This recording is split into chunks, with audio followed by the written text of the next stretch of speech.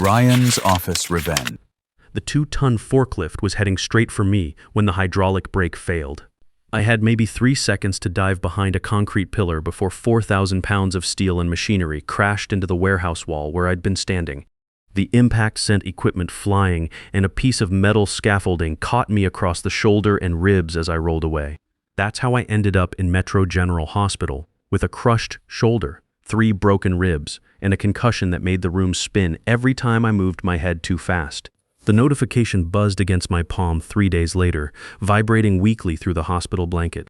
I thought it was another update from my doctor, maybe a reminder about my next round of antibiotics. Instead, I saw the words that carved straight through the morphine haze: "Your employment with Phoenix Industrial Solutions has been terminated, effective immediately. HR will contact you regarding final paperwork. Do not return to company premises. No greeting, no explanation, no humanity whatsoever." My name is Oliver Hayes, 47 years old, Director of Supply Chain Operations at Phoenix Industrial Solutions, and I was reading my termination email while lying in a hospital bed, barely able to lift my arm without wincing.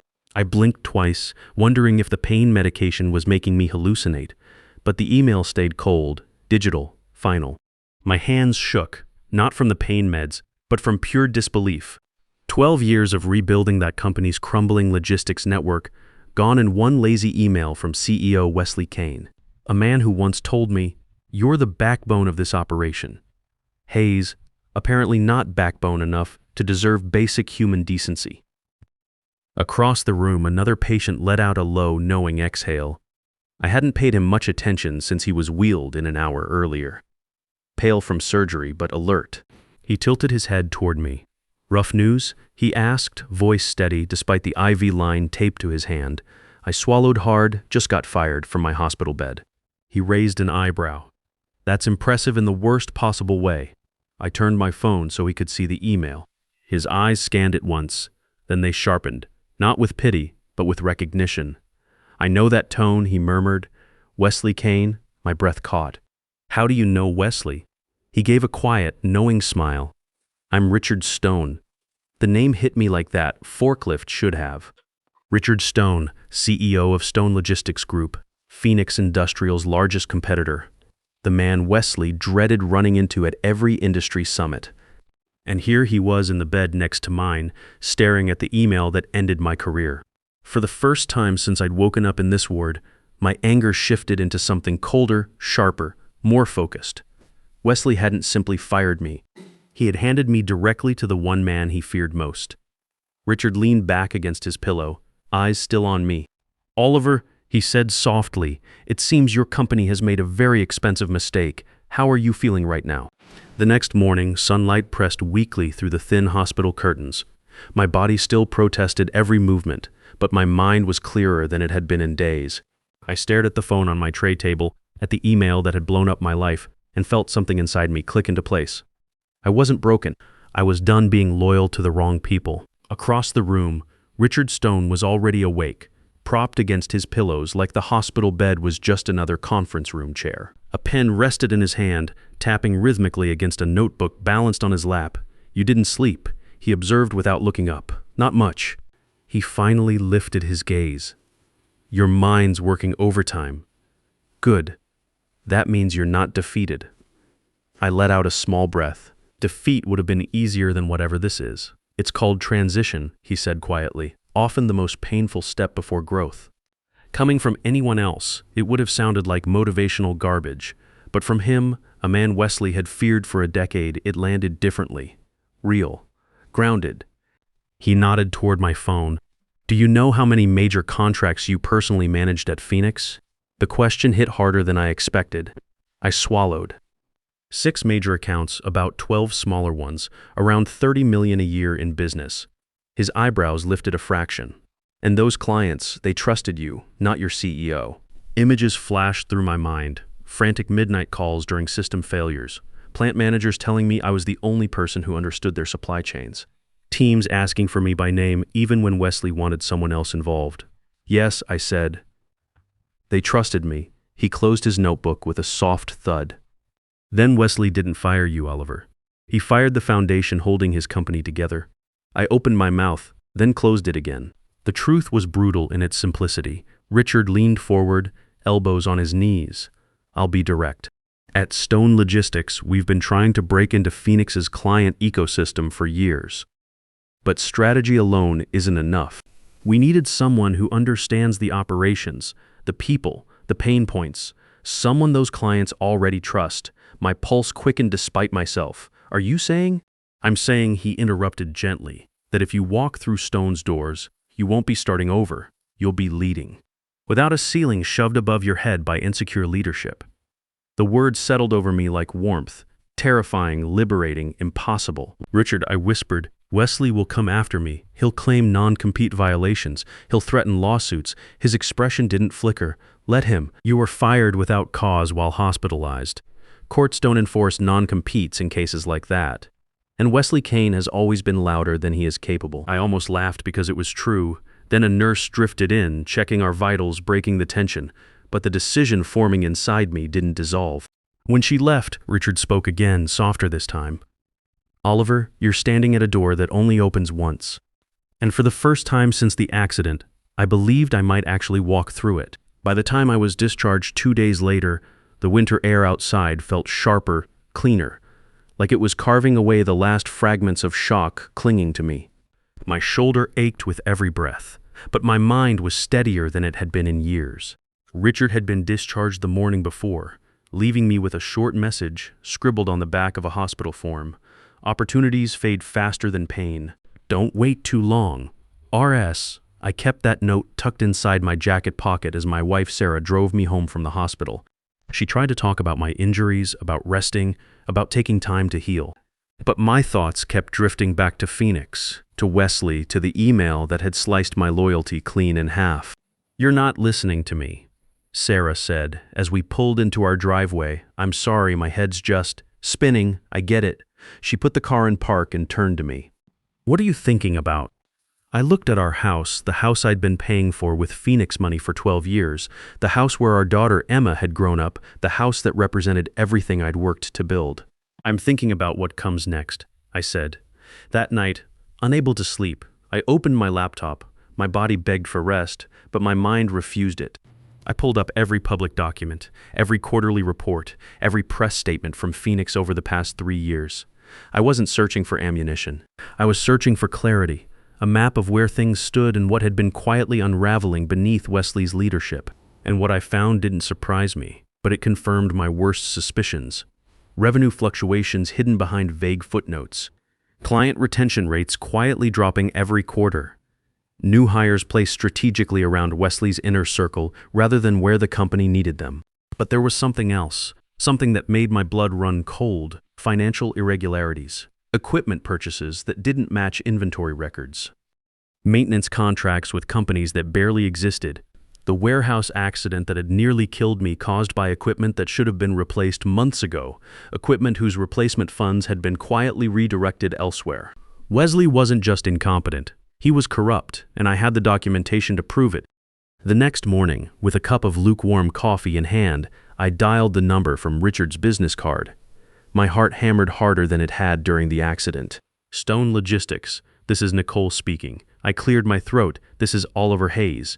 Richard told me to call. A pause, then a shift in her tone, warm and purposeful. He's been expecting you. Can you come in Monday? My ribs throbbed, my head hummed. But something deeper, something fierce rose to the surface. Yes, I said. I'll be there. Monday arrived faster than my body would have liked. Each step from the car to the revolving doors of Stone Logistics headquarters sent a dull ache through my shoulder, but I refused to let it slow me. The building was impressive, modern steel and glass, but not flashy, the kind of architecture that spoke confidence rather than arrogance. A stark contrast to Phoenix's aging facilities, which always felt one budget cut away from falling apart. Inside, the lobby hummed with purposeful energy. No frantic scrambling, no disorganized chaos. Just steady, focused professionals who seemed to understand exactly where they fit. Nicole, a woman with sharp eyes and a professional demeanor, approached me. You must be Oliver. Richard's waiting for you. She guided me through a corridor lined with glass conference rooms, each filled with teams deep in productive discussion, not shouting matches, actual collaboration. When we reached the corner office, Nicole knocked once. Come in, Richard's voice called. He stood by the window when I entered, hands in his pockets, city skyline stretching behind him. He turned, and for a moment the CEO disappeared, replaced by the man from the hospital bed. "Oliver," he greeted warmly.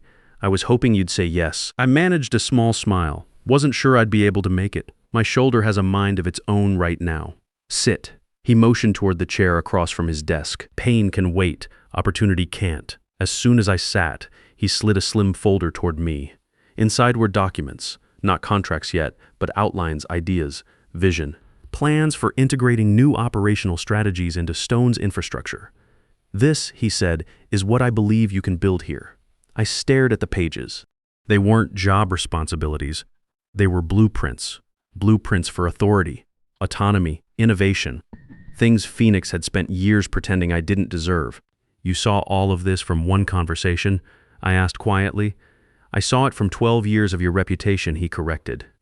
Phoenix talked about loyalty. What they never grasped was that your clients stayed because they trusted you, not the company. The words hit deeper than I expected. He sat across from me. "I'm not offering you a role out of sympathy. I'm offering it because Stone has a gap only you can fill." My breath steadied. For the first time in years, I felt like I was choosing something, not just surviving it. "This feels like something I'm building, not something I'm escaping," I said. A slow smile crossed his face. "Then let's build it together." For the next few days, I tried to follow doctor's orders and rest. But my mind kept returning to that folder, to the quiet promise woven between those pages. Build something that belongs to you. By Wednesday evening, I was finally able to move around without grimacing. The pain was still there, but so was momentum. So I did something I hadn't done since the hospital. I opened my email. Hundreds of unread messages, dozens from clients, and then the one name I'd been expecting. Wesley Kane. The subject line was ice cold. Clarification needed regarding client communications. I clicked it open with steady hands.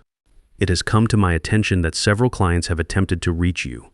You are reminded that you are no longer an employee of Phoenix Industrial. Please refrain from responding to avoid violating separation terms. No warmth, no apology, not even acknowledgement of the timing. Just the same arrogance he'd always wielded. I didn't reply. Instead, I opened another email. One from Miller Manufacturing, a client I'd shepherded through 2 major expansions. "We heard about your medical leave. Could you confirm when you'll be available again? We prefer not to transition our account without speaking to you first." My pulse flickered, not with fear but with realization. Phoenix was trying to replace me, but clients weren't just accepting it. They were asking for me specifically. I closed the laptop and exhaled slowly. I wasn't powerless, I wasn't forgotten, I wasn't replaceable. The next morning, I met Richard again, this time in a smaller conference room. He greeted me with a quiet nod, sliding a cup of coffee toward me. "You look steadier," he said. "I feel steadier. Good, because there's something we need to discuss." He tapped a file on the table. "Phoenix is making moves, fast ones. They've reassigned your entire portfolio to Wesley's nephew, Brady." Of course they had. Brady barely understood basic logistics, let alone the complex relationships I'd built over 12 years. Richard folded his hands. "I don't want to push you, but clients reaching out directly, that's not something we can ignore." I met his gaze, clear and strengthening. "This isn't about revenge." "No," he agreed. "It's about integrity. And the direction you choose now will define everything that follows." In that moment, with the hum of Stone's operations vibrating faintly through the walls, I knew Phoenix was no longer my future. My path was already pulling me somewhere else. By Friday morning, tension surrounding Phoenix had begun to leak into the industry. I felt it in every message that came through. Not dramatic, just tentative. Curious. Clients sensed instability long before the public did. When I stepped into Stone's office for our scheduled meeting, focused urgency pulsed through the halls. Something was shifting. Richard was already in the conference room, jacket off, sleeves rolled up. He looked like a man preparing for an important operation. "We received 4 inquiries this morning," he said before I even sat down. "Clients asking directly whether you're available for consultation." My breath caught. 4? He nodded. "All from companies in your old portfolio." I sank into the chair. "Wesley won't handle this well." "He already isn't," Richard replied, sliding a tablet toward me. On the screen was an internal memo from Phoenix that someone had anonymously forwarded. Effective immediately. All inquiries regarding supply chain operations are to be redirected to Brady Kane. Do not disclose personnel transitions unless instructed. Brady as operations director. The disaster was writing itself. There's more, Richard said quietly. Stone was contacted by a federal compliance coordinator this morning. My head snapped up. Routine, he assured me. But they asked whether we anticipated sudden client migrations. They've received whispers that Phoenix is restructuring aggressively. A hollow ache spread in my chest. I had spent 12 years stabilizing that division. One impulsive decision from Wesley had undone everything. This is spiraling, I whispered. It is, Richard said. And you're at the center whether you like it or not. He leaned back, studying me. Oliver, if these clients move, it won't just be a transition. It will expose everything Wesley has been hiding. My pulse thudded against my healing ribs. I didn't want this. I know, he replied. But responsibility doesn't care what we want. You didn't ask for leverage, but you have it. Silence settled between us, heavy but clarifying. Finally, Richard spoke again. You ready to talk next steps? I exhaled slowly, the decision crystallizing. Yes, I think it's time. That weekend, emails pinged in steady intervals. Each one another sign that Phoenix's carefully painted surface was cracking. A few came from former colleagues, written in cautious tones. But the ones that mattered came from clients. Polite, direct, uneasy. We've been reassigned to someone unfamiliar. Can you confirm your status? Our project timeline has stalled. Are you consulting independently? We'd like to understand the transition plan. I read each message twice, feeling their weight. These weren't opportunistic inquiries. These were warnings that Phoenix was wobbling without someone they trusted.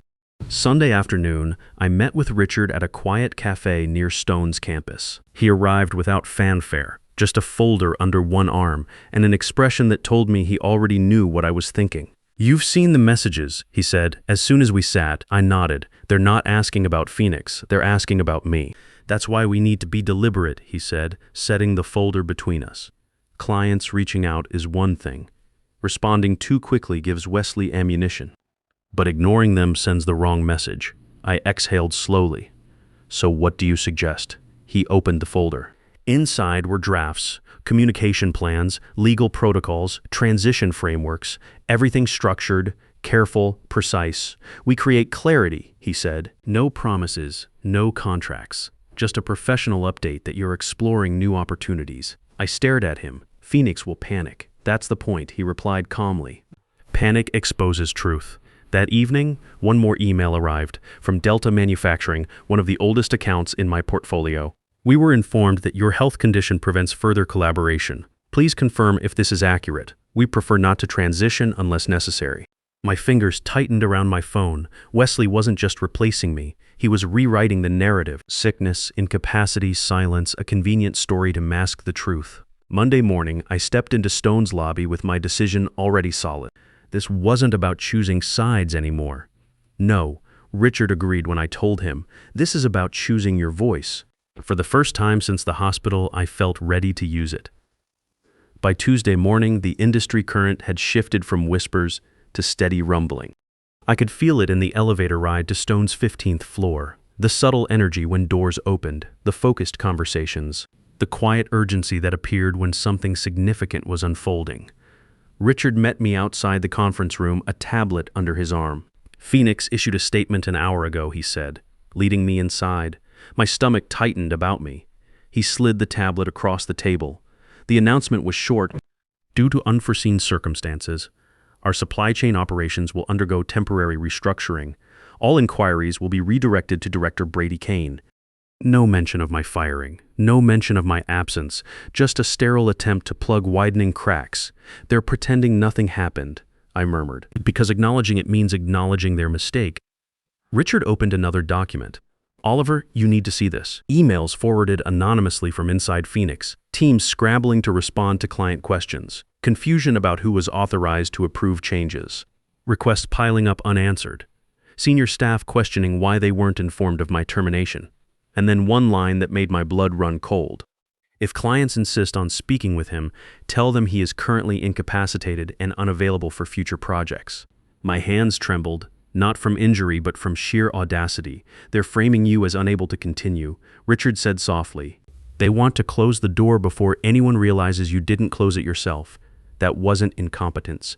That was character assassination. What do you want me to say? I asked. The truth, Richard replied. Not an attack, not an accusation, just clarity. Clients need to know you're not bedridden or silenced. I inhaled deeply. For the first time, the choice didn't scare me. It wasn't about revenge. It was about reclaiming the part of my life Wesley tried to erase. Then let's tell them, I said. By Wednesday morning, my professional update was ready. Simple, clear. After completing medical treatment, I'm evaluating new professional opportunities. I remain committed to supporting organizations that value stability, transparency, and partnership. No attack, no drama, just truth. Minutes later, the message went live on LinkedIn. The reaction was instant. Notifications exploded. Likes, comments, private messages. Then direct emails from clients, industry partners, people inside Phoenix. The first email came from Delta Manufacturing. We're glad to hear you're recovering. We suspected Phoenix wasn't telling us the full story. Then Miller Manufacturing. We paused all new requests until we could confirm your status. Please let us know where you land. And then a third message that made my breath catch. I'm sorry. This shouldn't have happened to you. Sent anonymously from a Phoenix address. Someone inside was watching this unfold. Someone who knew Wesley's narrative was collapsing. By noon, the situation escalated. Nicole hurried into the conference room where Richard and I were reviewing transition plans. There's something you both need to see, she said, setting a printed report on the table. A summary of Phoenix's emergency investor call leaked within hours of ending. And there it was. Client retention risk elevated. Operational continuity unresolved. Leadership stability under review. Beneath those lines, key personnel departure continues to impact multiple accounts. Richard met my eyes. That key personnel is you. Heavy silence settled between us. This isn't a crack, he said quietly. It's the beginning of internal collapse. My chest tightened, not in fear, but recognition. Phoenix hadn't simply lost me. They'd lost the foundation that held their entire operations network together. I closed the report, my decision settling like steel. Richard, if Phoenix is falling apart, we need to be ready. He nodded. Oh, we will be. That evening, my phone buzzed with an anonymous message. They're collapsing. You should see this. Screenshots from Phoenix's internal channels followed unauthorized system changes under Brady's credentials. Client issues hidden in doctored reports. Wesley's panic directives scattered across midnight timestamps. This wasn't mismanagement anymore. It was quiet implosion. I sent everything to Richard. He called instantly. Phoenix's board is meeting right now, he said. Someone leaked the audit results. My chest tightened. They'll blame me. They'll try, he said. Because it's easier than admitting the truth. The moment you were gone, everything they buried started surfacing. Minutes later, more messages arrived. From a former colleague, Wesley stormed out. Security took his badge. Another, Brady resigned. Total chaos. I sank back in my chair, not triumphant, just finally free of the weight I'd been carrying since that hospital bed. Richard appeared moments later, calmer now, as if he understood what this ending meant. You didn't cause their collapse, Oliver, he said. Wesley did. You simply stopped holding the pieces together for him. I looked out at the city, bright, steady, open with possibility. For the first time in years, the future didn't feel like survival. It felt like opportunity. Then this, I said quietly, is my clean break. Richard nodded. And your beginning? The next morning brought news that spread through the industry like wildfire. Phoenix Industrial Solutions was under federal investigation for financial irregularities and equipment safety violations. Wesley Kane had been arrested. The company's stock plummeted 40% before trading was suspended. I sat in Stone's conference room, watching the news unfold on multiple screens. Richard entered with coffee and a satisfied expression. The FBI wants to interview you, he said, setting a cup in front of me. Seems your documentation about the equipment maintenance was exactly what they needed. My phone buzzed. A text from Sarah. Emma saw the news. She's proud of you for doing the right thing. I smiled for the first time in weeks. Richard sat across from me. So, about that offer, I'm listening. He slid a contract across the table. Director of Strategic Operations. Full autonomy over your division. 30% salary increase and equity participation.